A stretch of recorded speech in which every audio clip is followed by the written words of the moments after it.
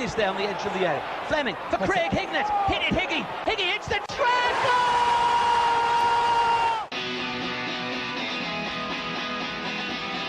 Ravanelli coming alive again. Juninho wants the ball played to him. Ravanelli spots out Emerson!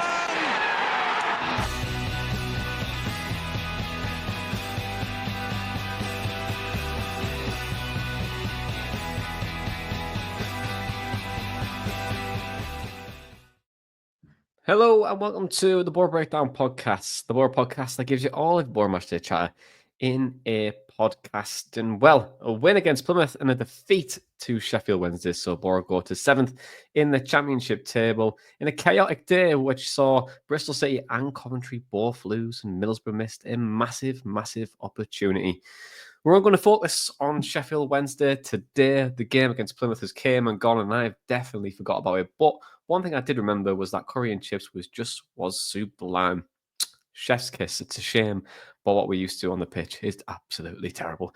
But let's talk about Sheffield Wednesday, because Boro went to a side who are winless and sick. They haven't won at home since New Year's Day. Players haven't been paid, and Danny Rose said that, well, there could be in a relegation battle next season. You know what that happens, don't you? Middlesbrough got beat 2-1. They were ahead 1-0, and then the game turned on its head in the second half. And guys, I'm here to ask you for your key takeouts from the game. And Tom, I'm going to come to you first. What were your key takeouts on the defeat against Sheffield Wednesday? Fully expected it, to be honest. It's just the Boro I'm used to at this point. After the kind of jubilation after Conway's penalty on Friday, kind of really kept us in it. Thought, you know what, it'd be great if we could just go to Sheffield Wednesday, get the result, and really keep the pressure on here. And results went our way, so of course things on the pitch under our control aren't going to go our way. It's just what I've come to expect from Boro this season. I just feel like we're not clever enough and sensible enough when to see out certain positions. And mad that it is still kind of in our hands for the last couple of games, and it just kind of shows the level of the league this season, I suppose. But if things don't go right for us in the next couple of games, sorry. Wish it was in the next couple of days. If things don't go right for us, then we can look back at results like this as what has gone wrong this season, e.g. not seeing out results from winning positions, dropping points to bang average or worse teams. And then you look at like Burnley, Leeds, Sheffield United, Sunderland. How many times are they doing it? I mean, Sunderland are going through a bit of a rough patch at the moment, but for the majority of the season, they haven't been. That's the type of run you need to go on through an entire season to be up there. And yeah, it just seems like we just don't have that kind of nous about us to be able to see out these positions or get us through stressful situations in games, or just get us through high pressure games. Sorry, so you'd look at that in a couple of games' time and just think, this is where we've gone wrong this season, and how do we address this next season? Because we can't have another season of this. You could pretty much write a book on it, couldn't you? Of all the mistakes that have happened this season, and we've spoke about it time and time again of the errors that Boro have made, and additionally the games that they've threw away and what position they could be in. But then, what's your key takeout as well? Just can't be asked. I can't believe we've registered yet another low in this season. I didn't think Boro could do it. I didn't think Boro had it in them, and yet here we are, picking the bones from another defeat. And you know what? I shouldn't even be recording. I've been very ill. I've had about 2 hours sleep. I'm probably going to be high on Vicks Vapor Rub soon, and I'll have a voice like Jennifer Coolidge tomorrow. But yet the worst thing about today has been that Boro game. Absolutely embarrassing. That second half performance was so insipid, so spineless. It was very, it reminded me of a side that have absolutely nothing to play for, and Boro have everything to play for. And I've said on this podcast before, I don't think this team don't want it. But based on that second half performance, I don't blame anyone for thinking that Boro do not want top 6. It was just an absolute foul, garbage performance. And you know what? The first half wasn't even good either. Like, the first half wasn't even good. And I feel like the writing was on the wall. As soon as Tommy Conway missed that penalty, and as soon as we were 1-0 up at half-time, we were all kind of talking about it in the group chat. We need that second goal, because it's become badly predictable that Boro come out in the second half and they have a drop-off in performance. And it is quite something when, as I said, we weren't even that good in the first half, that we are somehow worse in the second. This team, I don't like them. I don't like this team. I think we do have some talented players, some talented individuals, but God, I've hated pretty much, well, not hated, that's a strong word, but I feel like a lot of this season has been thoroughly unenjoyable. And that was another junction within this season that has been thoroughly unenjoyable. So I can't be asked. I just want the season to end at this point. Isn't that saying something? I think that when I put a tweet out just before we record, just around you're 3 points off, it's all in your hands. You go to a team on the final day, which again we don't have a great record against, but you still have the ability to knock them off that position and going into a playoff campaign, which on paper it should be very exciting. You know, you should feel, you know, they can do this. You know, this could be, you got one eye on Wembley, you've got another eye on the league table every single day. You're looking at different scenarios that could play out. And yet, I would say 90% of the fan base have resigned to the fact that they're not bothered and they kind of want the season to end. And I think that's really sad. It genuinely is. And it's definitely the sentiment that I'm feeling at the moment around the season in general, how things have fell away for Middlesbrough. And what strikes me the most in all of this is that there's no pressure. There's no pressure on the team. You're not in sixth position. You're not fighting anyone else off. There's a couple of teams chasing you. We've got good fixtures. You've had some good home games, favourable fixtures. You have to take it game by game. No pressure, and you still can't see it out. And look, there's stuff around it, and you know I'll probably come on to a couple of the key things that I saw in the second half from Danny Rull, who tactically got things right in that second half, and the manager who hasn't done it really in the last few games. Yeah. Again, by the way, we have to point that out in the reverse fixture. He got the better of Carrick again. He got the better of Carrick. It's just, yeah.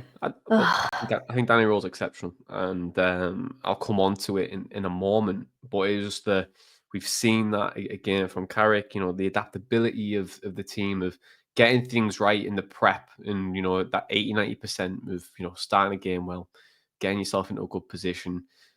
That second half when things change, you're very so set in a way of playing out from the back in certain situations and players that you find it very difficult. But just to back to my initial point, I think it's one, very sad that we're in this position. I think secondly, there's no pressure. There's just no pressure for us to be successful now. And yes, there is pressure, to do well this season because the ambition from the club is to get playoffs. And at least automatic, it was automatic at first, then moved to playoffs, and now you're looking at it again. You've been unlucky with injuries, but realistically, this should be a podcast where it should be very positive, but it's not. And I think that's a very frustrating sign. You can go to the players as well. If there's no pressure, there's favourable fixtures. Do you want it? Do you want to get the playoffs? Do you actually want it though? Because I don't think they do. I really don't think they do. And I think when they're looking at that league table and they're thinking, well, you know what, we're going to play a side who, knocked us off the park in Sheffield United. If, they don't win this evening, well, obviously I'm recording this as I don't know the result. And you're playing against a Sunderland side who beat you twice. So do you want it? And I don't think they do. And I don't think they believe in themselves to do it either. But we'll chat about the game in general because I think there's more to debate as we go on in the podcast today. But Boro did take the lead of courtesy of Finn Azaz, and now he's got 11 goals and 11 assists for Middlesbrough this season. Well, actually 12 goals and 11 assists this season. Sorry, I was pre-record. And to have that number in itself is still a sensational achievement from him. And then Tommy Conway missed a penalty in a really key moment in the game. And Tom, do you think that missing penalty which I think was a good save by Charles. Really was that sliding doors moment in the game. Yeah, and you could kind of see it coming as well, because the penalties saved, we go into half time 1-0. They've probably got their backs up a little bit off the penalty save. And it's just like, which team do you trust in the second half to get something? Which coach do you trust at half time to change things around and to put their team out right for the second half? And I think the answer to that second question would have been Danny Rowe, because we've seen him do it before. We've seen other managers go in at half time. Most recently, Alex Neil make changes and get their team out for the second half, playing to their strengths or trying to capitalize on Boro's weaknesses. And we don't change anything at half time, or if we do, it's just not having the same effect this season as, say, Carrick's first season, where we could go in at half time, we could be 1-0 down, and just think, you know what, even if we don't change formation, even if we don't change any subs, we're going to come out with a different mindset in the second half, or the players are going to come out more fired up. And we just haven't seen that enough this season. And then, we've probably seen it more times from Sheffield Wednesday this season than we have from watching our club through 44 games at this point. So, yeah, I think the penalty miss, I think it was just a signal of what was to come. And it's a shame as well, because after Friday, I'd have really trusted Conway to put that away as well. It was a good penalty against Plymouth, and with this one today, Conway stepping up to take it, you just think, put this away. I still wouldn't have felt safe, because we were 3-0 up against these earlier in the season and ended up drawing, but it would have at least given us a little bit more of a buffer into the second half. And yeah, good for him that he didn't score it. The thing is with that, I don't think it was a good penalty. I think it was at a good height for Piers Charles, and he didn't get it in the corner either. But we had, I think it was the 22nd minute that Tommy Conway missed that penalty. You have 70 minutes there to try to get yourself that second goal, to give yourself enough of a cushion, which, I mean, I agree, as a fan, it's not enough of a cushion. I want Boro to score about 5 goals and then I just about be safe watching us. But 70 minutes, and honestly, nothing, pretty much. Windass had a chance in the first half, which he really should have scored from. He flashed it wide of the post. I thought that was going in. That was warning. That was a warning sign. There were plenty of warning signs. They should have scored from a header before they actually did. I think it was, who was it? Oh, no, it wasn't Ogbeta. That's not what he's called. Otabayo. He should have scored. So, Boro having 70 minutes there or thereabouts to try to get themselves that other goal, to just give themselves a little bit more comfort, and they just didn't do that. That second half was honestly so bad. It was pathetic. It was weak. It was, any negative description that you want to throw at that game would probably have been applicable for the second half. Just wasn't good enough. How can that be, that you have that amount of time in a game and you've got the attacking talent that we have? Finnazaz is a good player. Tommy Conway is a good player. Whittaker, I think I have my reservations about, but he can be a good player. Why is it? Marcus Force as well, good player, but we had nothing. Absolutely nothing, and that's just so far not good enough. It's untrue. Yeah, well, I was going to ask Dana, how did Boro let that second half slip away? We just conceded. That's all we do in the second half. We concede. We concede possession, territory. We concede chances. We concede free kicks. Games can change on moments, and we saw that in the Millwall game, where it changed on a moment. Rav van den Berg giving away a foul. And I think the more that you give a home crowd, especially, opportunity to get behind the team, the more you're going to basically submerge yourself under pressure. And we've seen far too many times this season, Boro can't deal with pressure. They're brittle. They're weak. If I am a neutral observing that game, I would probably think that they have more to fight for, Sheffield Wednesday. And the reality is that they don't. Boro have more to fight for. And again, I'll go back to like a lot of people have said this team, like, you know, when we've been in the pits and our form has been poor, like a lot of people have said that this team don't care. You know, they lack effort. I've never thought that, but looking at that performance in that second half, my God, that was spineless. And every one of those players should be embarrassed, to be honest, with the way that they performed in that second 45 in particular. Because, as you said, Jonny, it was it seemed like they just didn't want it. So you've got just a general lack of balls, basically, a general lack of fight in that team. And then the more that you give to an opposition, the more confidence they're going to gain, the more pressure you're going to put yourself under. Boro haven't been good enough dealing with pressure this season. They've been fragile, and that second half was certainly that. Yeah, and look, I can add to all of that because I think you've both got really valid points, and I want to. I was looking at this game, and as we were recording afterwards, we can't always get the clips that we probably need to back up the points of what we make. But from what I seen in that second half, the sub of Masab coming on that left hand side, try and go 2v1, stretch Dykesy out of position, stretch the pitch, make it difficult for Boro. But I think the second part of it, and this is something that I've noticed throughout this season for Boro, is that everything goes through Hayden Hackney. Hayden Hackney is Middlesbrough's best player by a distance. And when you watch Middlesbrough from goal kicks, the main outlet is Hackney.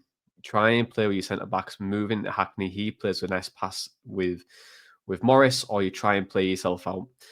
The reason why Boro find it difficult and they're making things harder for themselves, teams are just sitting a little bit deeper now. They're going into mid blocks, they're going into zonal positions where if the player comes up with a certain centre back and they try and play it through, press it into one of the centre midfielders, cut off that passing lane, make Boro go into a horseshoe position, go out wide, because Boro don't have that outlet. The reason why Hackney, it all goes through Hackney, is that he tries to play it in and he plays it back out again. Your Boro make or improve the territory because, you know, they get more of the pitch, they've brought the press, but everything goes through him. Everything, top to bottom. I don't think Azaz will get all the plaudits for being the best, most assists and most goal contributions this season, but Hayden Hackney is the key to everything of what Michael Carrick's team's about. And once he stops getting the ball, no one else gets it. We don't break through the lines. We don't break through defenses. We don't create enough chances. It all comes through him, and it's no surprise that he's topping the top 5 divisions for ball carries and trying to get the teams forward. It all comes through him, and when you make someone that one key outlet, and you do the same things, and you try and make yourself same things in terms of playing out from the back and trying to do the same patterns. Once they start to read it, and once you start to compress that position on the pitch, it is very, very difficult to get yourself out of it. And I think what Boro's big problem is, I don't think it's a massive mentality issue. It's a problem-solving issue.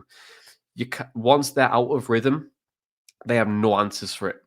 The players have to have that ability now to really problem solve themselves on the pitch, because a manager only really impacts 20% of it. And you know what? It does come in the prep. I think from prep side of things, Boro are good.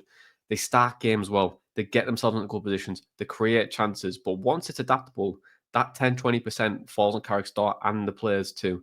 You know, Carrick can only do so much on the touchline. He can make some substitutions. He can do bits and pieces.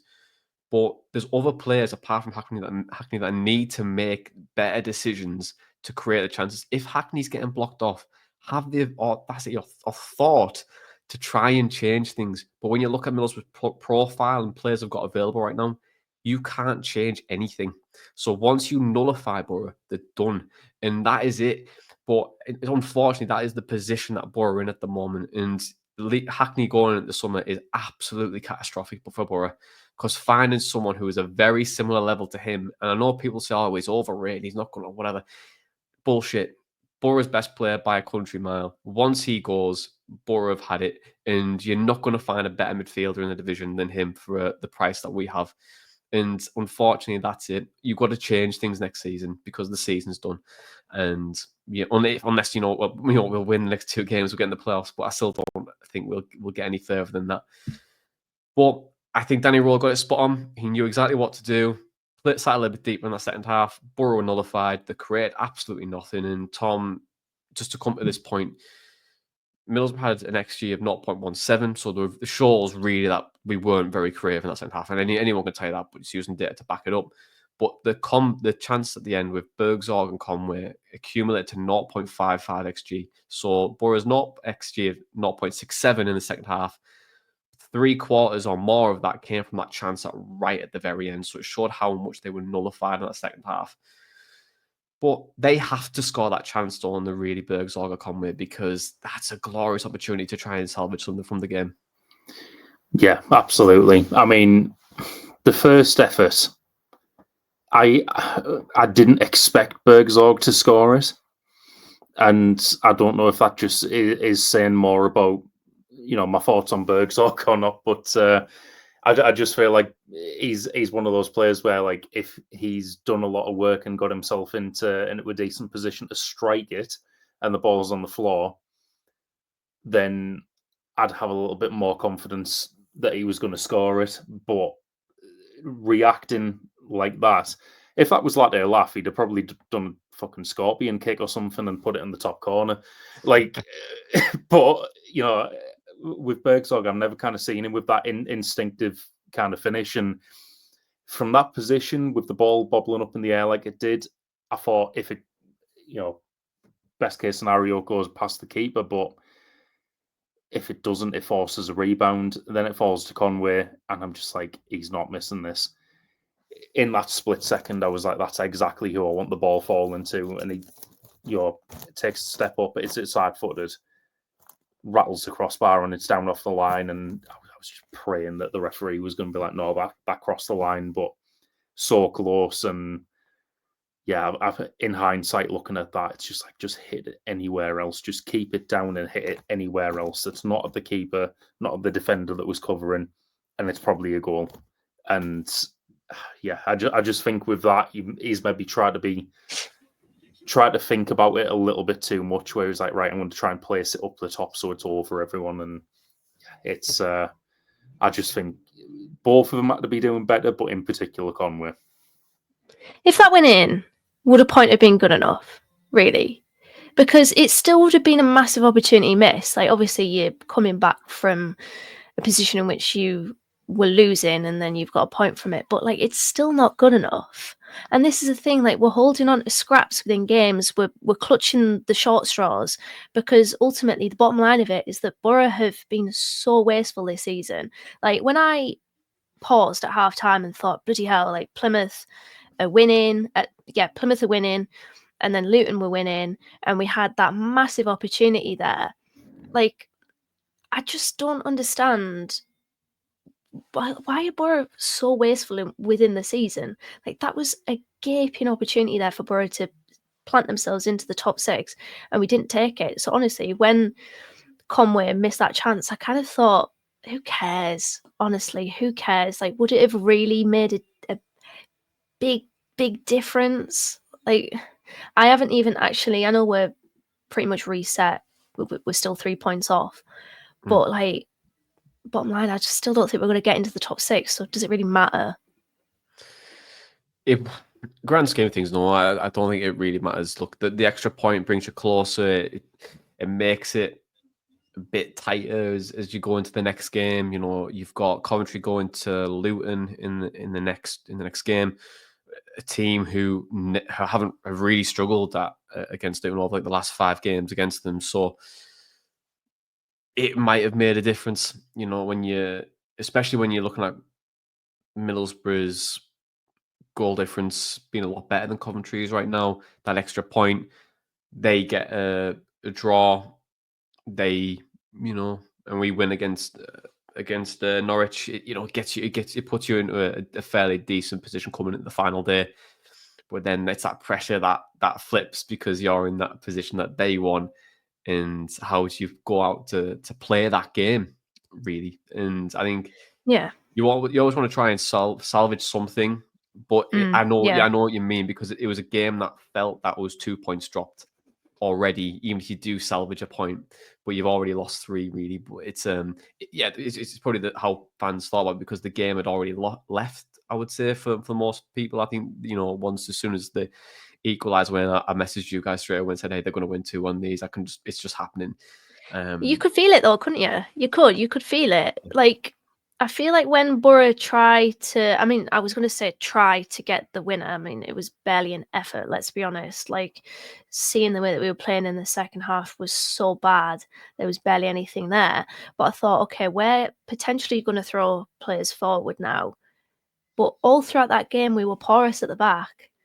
And we have been all season, really. We leave the door open for teams because we're either just not clinical enough going forward, or we're just, we're too porous defensively. So yeah, I think that was very obvious, wasn't it? It was seemingly inevitable that they were going to go and get that winner. And the way that it came about, by the way, like the amount of space that they had on that right-hand side was unbelievable. Carrick mentioned it after the game, and it's so true that you pointed it out. It was just a ridiculous amount of space, completely uncontested cross. And then Ralph van den Berg tries to kind of block the cross in such an awkward body position, when then 2 Boro players are just getting in the way of each other. It's more Benny Hill defending from a Benny Hill football team, and all of a sudden the ball's in the back of the net. And I honestly turned to my dad and I went, I hate this team. Like, I've seen some bad Boro teams, trust me. I've seen some bad Boro managers, but this one is so incredibly frustrating, because I do feel like they can do so much better than they're doing. And how embarrassing is it that in a championship playoff battle that is of pretty poor quality, we are still stinking out the players. Like, that, players and Carrick need to really look at themselves in the mirror. Tom, I wanted to get your thoughts on the fragility piece, because I think Dan alluded to it there. Technically, this team can be fantastic. We've seen some fantastic play from us. Scored some brilliant goals. A lot of memorable moments, but that fragility just keeps creeping up time and time again. And I just want to get your thoughts on that. I think it's to do with the culture. And I was talking to you guys before we started recording, because I've got a bit of like a parallel in my mind. The NHL playoffs started last night. I'm a big Toronto Maple Leafs fan. Started watching the game last night, and I'm like, wow, we've done really, really well in this game. Like, I've come away from it thinking that was such a good performance. There was a bit of a parallel between them and Boro in the last couple of years, in that the Maple Leafs were a fairly, I'd say, young squad. They're all still mid-20s, but they've come up together. And we've got 4 or 5 attacking players who are, close to being the best in the league. They had not a rookie coach, but someone who coached essentially the under-21s and then, got moved up. And you get to the playoffs and the Reds go. And it was like they had one game plan. We try and outscore the opposition, and that is it. For all the, you might score 4 goals, we'll try and score 5. It's felt like that a little bit with Boro over the last couple of years as well. The difference was in the performance I watched last night. We've had a change in coach through from the start of the season, and it was a lot more of a mature performance. Got outshot, but the other team, their shots were essentially the ice hockey equivalent of low XG chances, all from range or from the sides. And I think the same thing applies to Boro. Like, we're still a young team. We lack a little bit of maturity at times. And I do feel like over the last couple of years, our game plan from when Carrick has came in has been like, right, we want to play this attacking style of football. If we concede, that's fine, because we're still going to try and just outscore the opposition. And I just think there's times like today where you just need to be more mature and see it out. And I do think when the opposition gets a goal back, or when we miss a penalty, heads drop a little bit. And that is where the kind of parallel lies. The heads go. And like we've said, when that penalty was saved or when it went 1-1, there's only one way we can see that game going. So,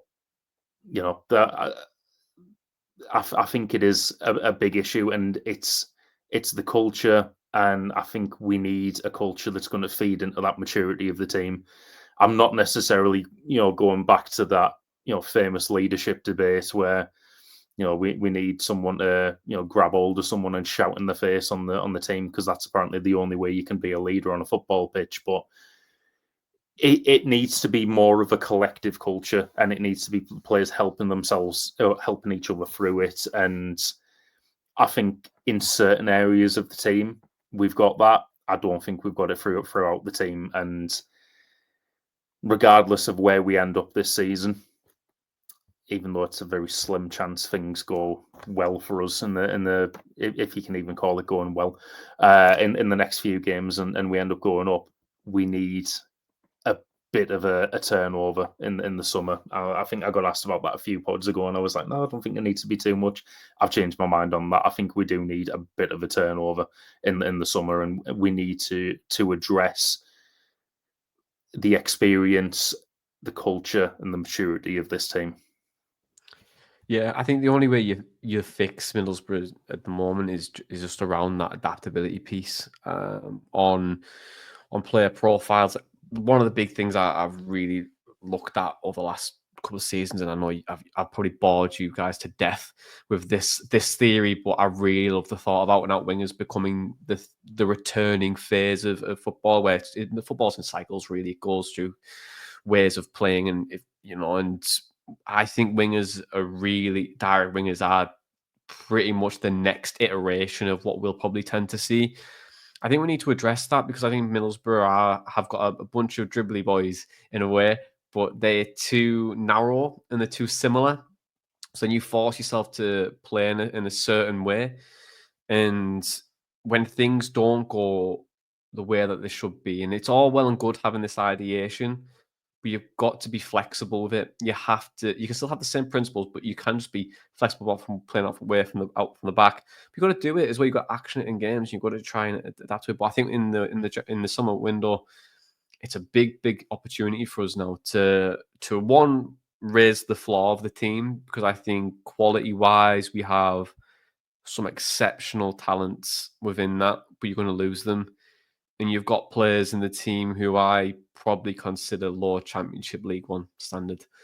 And when you mix all this together, you get a very inconsistent team. You have players that can't rely on each other. You have players that won't have confidence subconsciously when they're playing. They're going to give the ball away, or they're not going to do it like bits and pieces. So you need to raise one ceiling, and you've got to try and build on what you've got, and you've got to try and change around it as well. And I think Carrick is good. I think he is a good manager. He's won over 45 to 48% of his games for Middlesbrough. But the one thing that lets him down is that adaptability, and it also comes with the players as well. But he's putting that spin on the players as well. He's asking for these profiles additionally with the recruitment team and the head of football and all this kind of stuff. You have to still look at this and go, right, okay, do we need 2 or 3 different outlets if things go south? And I think that's what we pretty much need. Look, we do have a young squad. I don't always think it's mental fragility. I think it's just something that you can address more so than it's not. And I don't think it's terminal. I definitely don't think it is that. But there's still a big upheaval to do. And I would say, and I did say to you secretly, I think Boro are 2 years away. And I probably still agree with it. I said we would get playoffs this season and not do it. And I can kind of see it now. And it's just like, oh, God, and you're going to lose players and you're going to go through this cycle again. When does it end? when does that cycle actually go into a new cycle? But that's where Boro are. But I think the only way you would do it now is in the summer. I think too much change is a bad thing. We're going to have to make the right decision now. But I don't know what you guys think on probably one on the fragility piece, but then secondly as well, yes, we do sit outside the top 6, but how are you guys feeling like coming about the end of the season? Because from what I'm gathering right now, you guys just want the season to end. So is that true? Yeah, that's definitely true. And you know what? I'm absolutely flawed that we are still, it's still not done. I do not know how, because I feel like for the majority of the season, Boro have shown quite a few times that they're just not good enough. Even in, as I said, a pretty low bar of a playoff battle, just not good enough. We've seen too many times the deficiencies of this side. And I actually wrote on my phone, if I just enter my notes app, pretty much, well, I don't even think it even scratches the surface of all of the issues that we have this season and that we've kind of encountered. But we struggle to turn possession dominance into goals. We struggle to find a balance between defence and attack. We struggle for consistency from game to game and within 90 minutes. We struggle to overcome a team playing a low block, be it breaking them down or actually putting the ball in the back of their net. And Michael Carrick struggles to proactively influence the game from the touchline. Like, there's too many bumps in the road for Boro to be seriously considered as a playoff battler, to be honest. Even though we have been in the mix, I just look at this team and I think, you're not good enough. Even if you do get in there, what are we going to do, really? We'll barely make a noise. And I mean, I kind of looked at the playoff battle and was looking at the team's fixtures, and I was kind of thinking, oh, Bristol City, they won't get in there. They're always mid-table. So I never took them seriously. But what I was missing is that I shouldn't even take my own team seriously, because I've seen too many times this season we've had an opportunity and we've missed it. It's been a real swing and a miss. And you know what? When we had those golden game weeks, as I called them, where the results were going for us and then we were making sure that we posted our own results, I knew that wasn't going to last. I knew that we'd have something like this. And so how I'm feeling, honestly, I'm furious. I really am. I have previously been pretty apathetic, but I really do care. And I really want to see this team do well and be successful. And I really want to see Michael Carrick be successful. A lot of people will say, well, Michael Carrick should go. He's been a failure. You know, we're regressing under him. And that part is true. I think we are regressing under him. But all throughout this season, all throughout that bad spell that we were on, where after Watford, it really felt like he was going to lose his job. All I ever wanted was for Michael Carrick to overcome that and make Boro better. Do I really think Michael Carrick is going to make Boro better from here on in? No. And I just want to kind of put a question out there. Tom, you talk about a change of culture. Does a change of culture effectively start with a change of manager? Is that essentially what it comes down to? Potentially, or adding people into the culture. I've spoken about it quite a few times on the pod before about adding some experience into that coaching team. Whereas at the moment, it is recently retired players for the most part in our coaching team. We've seen managers in this league at other teams who've relied on assistant managers, or they've gone somewhere else without an assistant and kind of been found out. It could potentially be that as well. But also, what I would say, and this isn't me kind of advocating for Carrick out or anything. We as a club and as a model, and to be honest, I think quite a lot of clubs at the moment are trying to do this as well. We're all trying to replicate what Brentford did or what Brighton did. But you look at those teams, it didn't work out the first time for them under, under the first manager that they kind of worked with under that model. Brentford weren't getting promoted under Mark Warburton. They got promoted under Thomas Frank, who was it Dean Smith, and then Thomas Frank took over in the Premier League. No, Frank got them promoted, but in that season, Frank lost his first 8 games, 8 to 10 games, and then they went on this crazy run and built from there. Yeah, sorry, go on. So I mean, you've got stuff like that, and it's either they've came up through the coaching setup, or they've had a change of plan and brought someone else in, but they had to work under that model. And I think if we are forced to do that as a club, it's not necessarily a bad thing, and it doesn't necessarily indicate that this model's failed. But it's maybe just an evolution of that, and the evolution of the culture would come with that as well. But a part I left out of that parallel, more players were added to the Maple Leafs this year. When we've had the change in coach, they've brought in players who were either part of a playoff winning team last year, and say part, we've got a goalie who sat on the bench for most of it, but he's been there and kind of done it. And we've got other players who were quite experienced on their teams who've gone deep into the playoffs or, have made the playoffs. So it could even just be the case that, we look at teams where the team itself has done well and we're not necessarily looking to take a first teamer away from that. But, I suppose a decent kind of parallel there would be like when we signed David Nugent. Been there, done it all, was a relatively low cost sign and isn't going to be relied on for your whole season, but and definitely wasn't relied on, by Leicester the season before, but brings that kind of winning mentality into the team, and that could also be that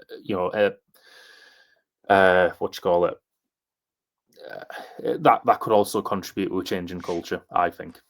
It's an He was an involvement, isn't it? effective. Yeah, he was an effective. Sorry, Johnny. He was an effective signing, wasn't he? And sometimes effective signings aren't the flashiest names. Sometimes they don't bring about the biggest hype, but they will help you get over the line. And I completely agree with what you said, Johnny. Bring the floor up, buy good championship players, or bring in good championship players, be it permanently or on loan. And then hopefully, for the most part, your worst level will be slightly below average, but still not bad. I think Boro, there's far too big of a difference between when Boro are good and when Boro are bad, and that's why we see the inconsistency. So although it's good to supplement the team with project signings, we kind of have already done that. We've got Rav Vandenberg, we signed Harley Hunt, we signed Josh Didi. I know that people might laugh at me for saying this, but Micah Hamilton is still a project signing and we shouldn't give up on him. But bring in good championship players. I said Lewis Travis, Jimmy Dunn. There are some there you might have to pay a little bit higher. Are Boro in a position to do that? Maybe after the sale of Hayden Hackney, who knows? But going into the summer, I want to see that, and I agree with you. More direct threats rather than passing side to side and kind of playing in front of a defence. It's too easy for teams, and Boro need to add a little bit of versatility and adaptability, as you said, Johnny, to their game. Yeah, and I think just to probably wrap up this point before we move into podcast questions, you alluded to there, Tom, around the culture side of things. I think the involvement piece is probably the angle that we need to go down. It's a very there's a book, I can't remember what it's called. It's about the All Blacks. I can't remember who's wrote it, but basically the concept of the book is leaving something in a better place when you found it, and try the next goes the next person, the next person, the next person. So it evolves over time. If you were to sum up Carrick's reign, is it an involvement? So was Wilder an involvement and improvement from Warnock? Yes. Was Carrick an involvement and improvement from Wilder? Yes. What's that next person after Carrick? Is that an involvement and is it an improvement? If you hope it is yes, then you get past that number in the table, but the place in the table and to get into the playoffs more consistently. So how we've done it evolved is Warnock got us from a relegation-based team because we were under Woodgate to steady mid-table. Warnock, Woodgate, Wilder, Dave, Steve, Aaron Wambsaki, all sorts. Whoever's took charge of Boro at this point.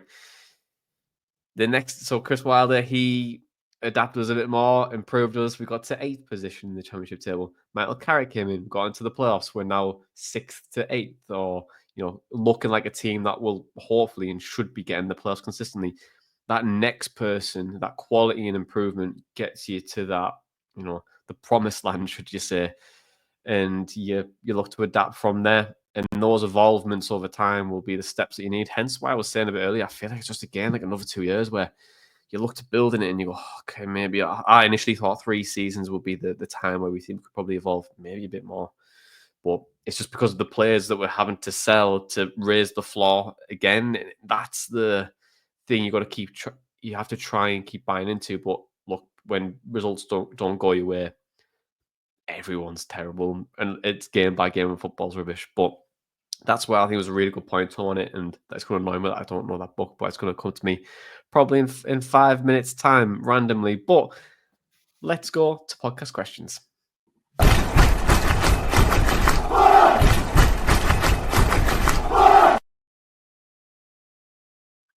IS podcast questions. Every week you get the chance to ask us a question, whether it's email borobreakdown@hotmail.com, tweet us at boro_breakdown, follow us on Instagram, follow us on Facebook, send us a message by an owl, do whatever you want. You will somehow find a way to answer on the show. And we've got 2 questions, and I feel like we've alluded to this already, really. So I'm going to just skip over the first one just a little bit, but give us some context on it. From Andrew, he says, if we do manage to get to the playoffs, are we good enough to compete? I'm going to look at you both, and I'm going to see if I can even think of an answer. You both are going to say no. And am I right? I was going to say yes. Does it mean in the actual playoffs, like playoff semi-final, In the playoff playoffs. final? Yeah. See, Yeah. I think we can compete, as in I think we're capable of it, but do I trust us to show that good side of Boro? No. You know what? I really wouldn't be surprised if we win at home at Norwich next week, and then we channel our inner like WrestleMania story in honor of that going on last night, and finally beat that streak of Coventry. We beat Coventry on the last day. We get 6th, and then we'll go into the playoffs and like scrape through.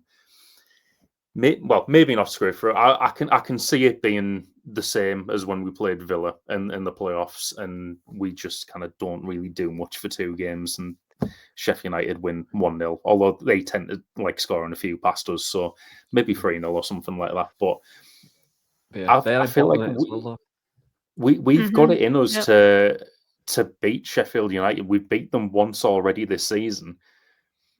We could compete in the playoffs, but I think, as Dana said, do we trust them to do it over 3 consecutive games? I don't think so. You know what the weird thing is with Boro, and I think this sums us up.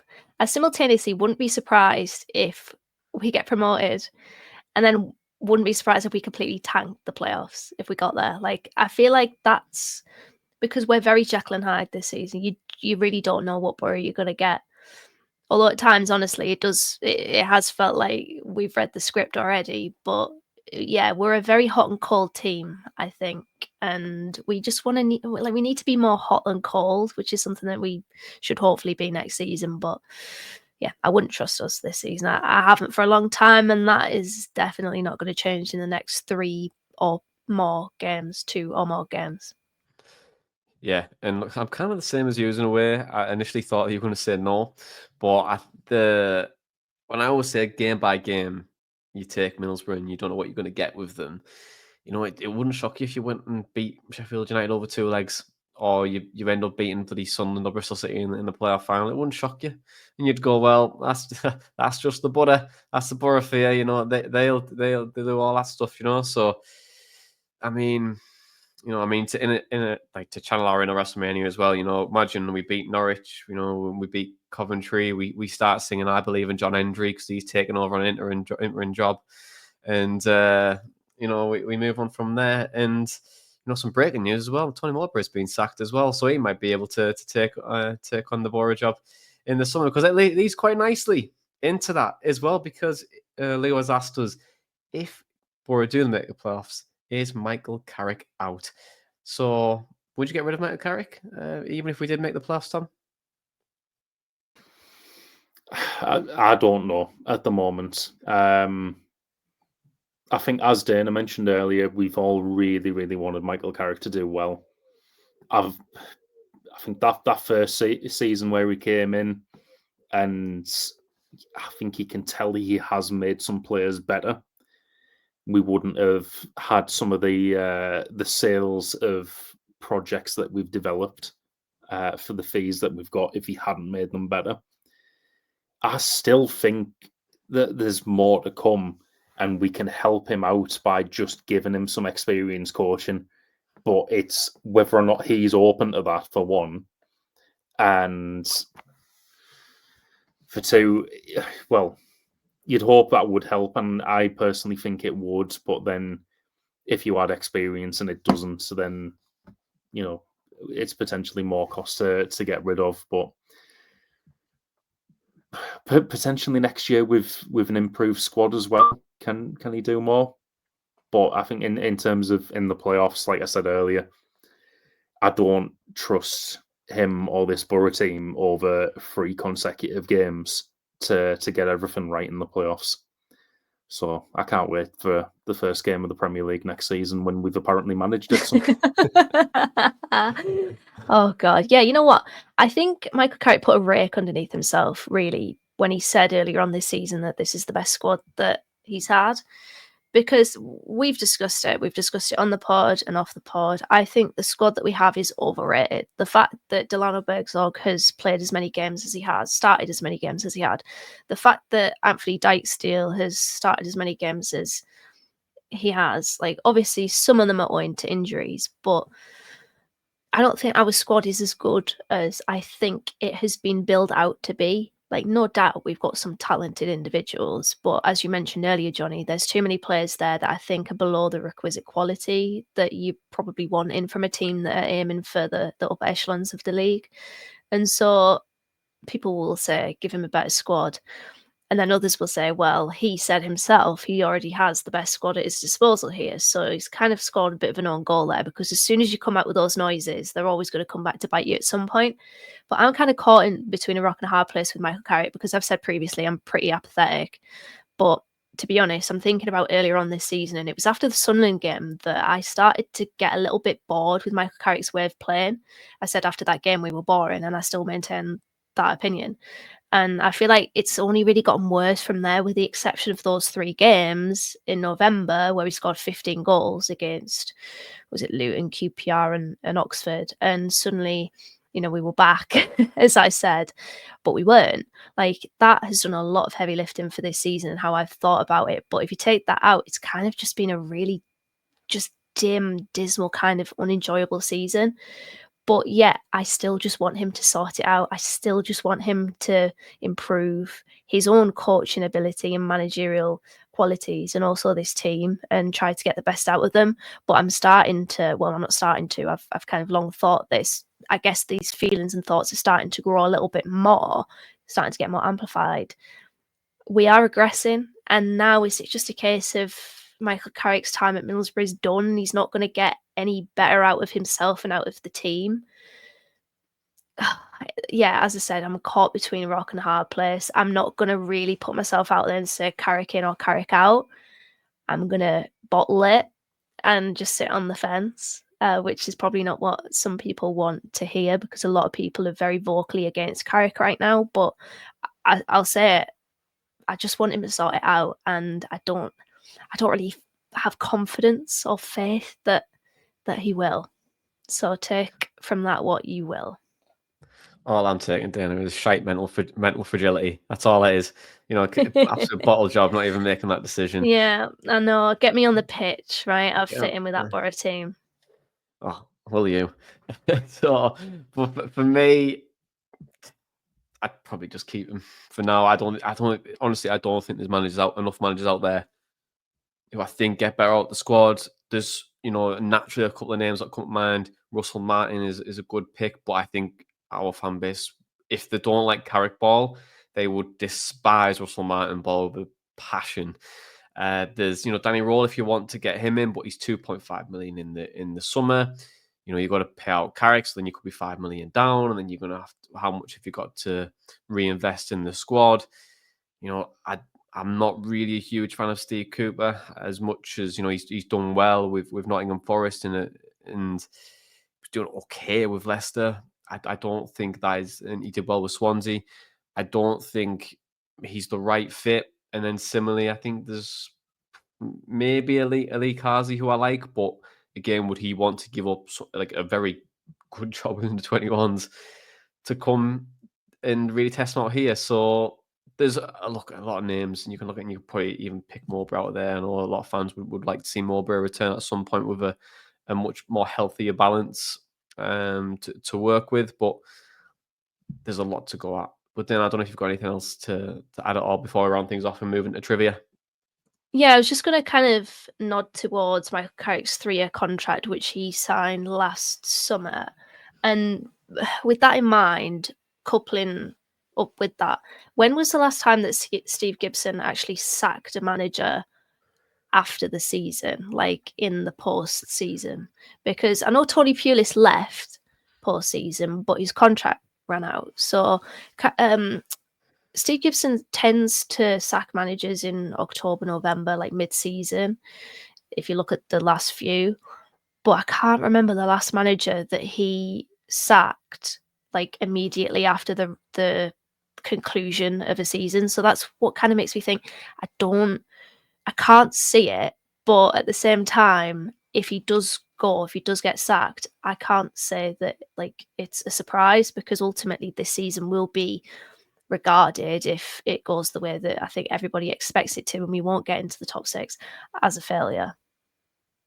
The latest sacking I can remember is Karanka, and that would have been like February or March time. Yeah, I think it was March. Like, yeah, I'm going through every manager I ever remember being manager of Boro since I've supported them. And I mean, other than whoever it was before Brian Robson, who was probably when I was a toddler, and I'm not going to remember that anyway. I'm not sure if there was anyone that's been sacked after a season. There's been quite a few where the contracts ran out at the end of the season and we've moved on to someone else at the start of the next season, but I'm not sure if I can think of anyone who's been sacked after a season's ended. No, I don't think there is. I mean, if you review it, if you look back at it, Robson was the summer that he got rid of with Venables, that they both left together, and McLaren came in.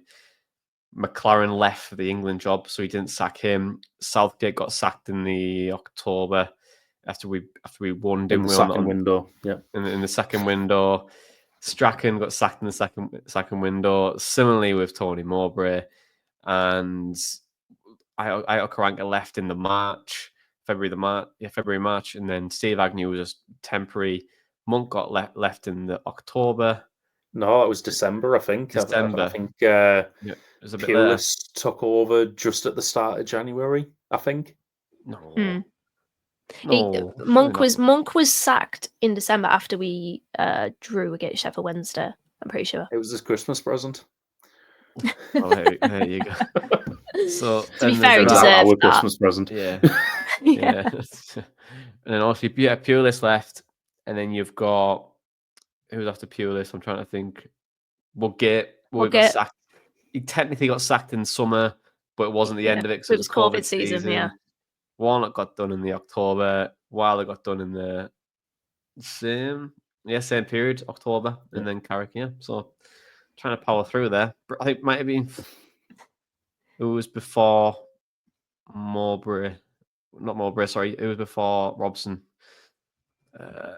Oh, God. No, it wasn't. Someone will let us know. Someone it wasn't good. Yeah, it wasn't.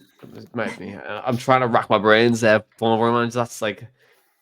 Oh, it's going to time. Anyway, that being a great trivia question. But speaking of trivia, it is trivia time. It's my favourite part of the show, and it will get your bums off your seats and get you thinking, whether you're in the car, listening to us on a walk, or doing whatever you're doing. But this week, get your notepads ready and your phones, whatever you want to do.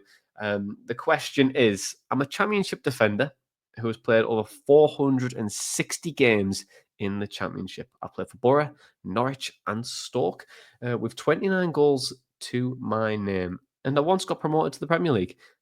Who am I? The timer starts now.